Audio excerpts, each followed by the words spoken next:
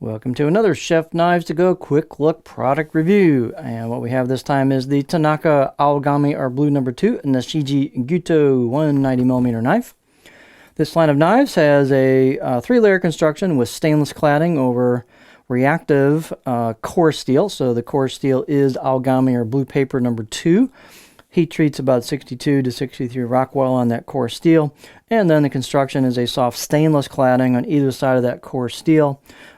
You can see the cladding here, and then the grind towards the edge, and then you can see the core steel peeking out right here. So this is the cladding. It's got a what's known as Nashiji or pear skin finish. This finish on this is pretty smooth. It's not too textured, but we'll get a closer up look at that. So about the only steel you got to worry about as far as being reactive is at the edge here, so it's a little bit easier for maintenance.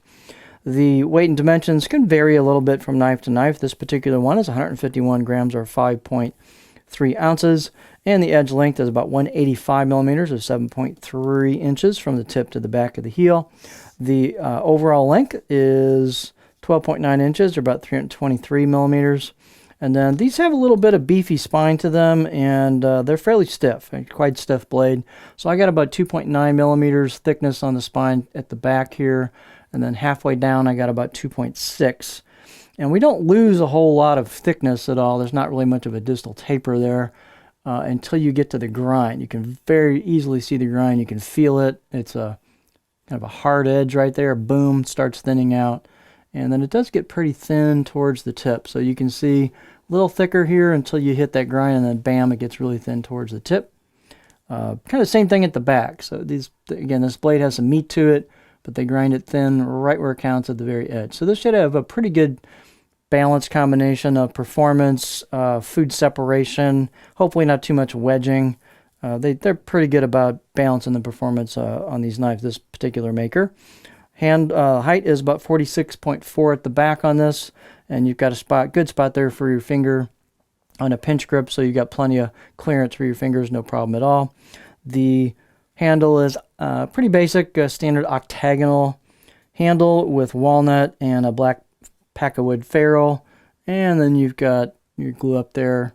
Looks like they did a pretty good job on the ceiling where the tang goes into the knife handle, the ferrule there. Handle's fairly light, which is good. That brings the balance point on this to about right there. So from a pinch grip standpoint, for me, that's pretty close. So it's pretty neutral kind of feel on a pinch grip. Let's get a beauty shot on this guy here. Very nice looking blade. Nice craftsmanship on these.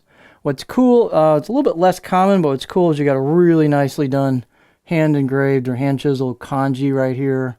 Really well done. It really pops, and it's a neat part of the blade.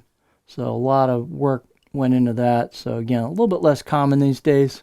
So it's nice to see that. It's a cool feature. And then here you've got some embossed kanji on the left side of the blade.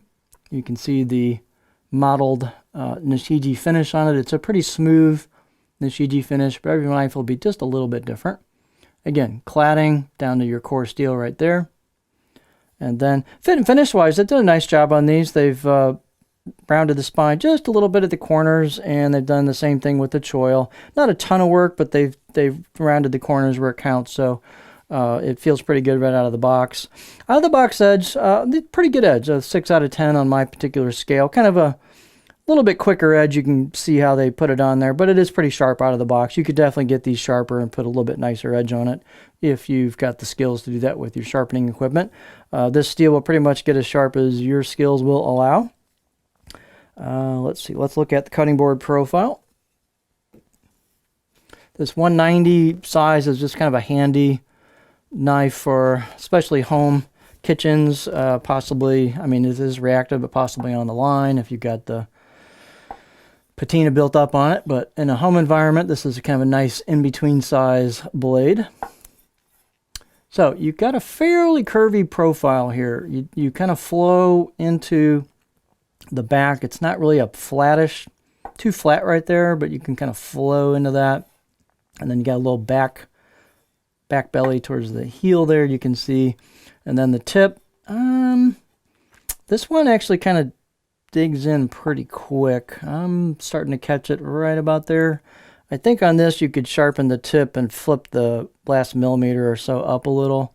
If you sharpen that and maybe give yourself a little bit of wiggle room on that tip, but that's digging in pretty quick. So this particular geometry, it's gonna be kind of small stuff if you're gonna rock it.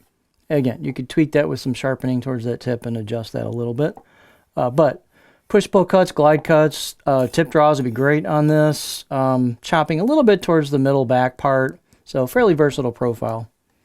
But just a neat looking blade. You've got the combination of stainless cladding for easy maintenance and a really nice core steel. And that'll darken up and get a patina and look really cool over time. So that's a neat package, neat blade, hand engraved kanji.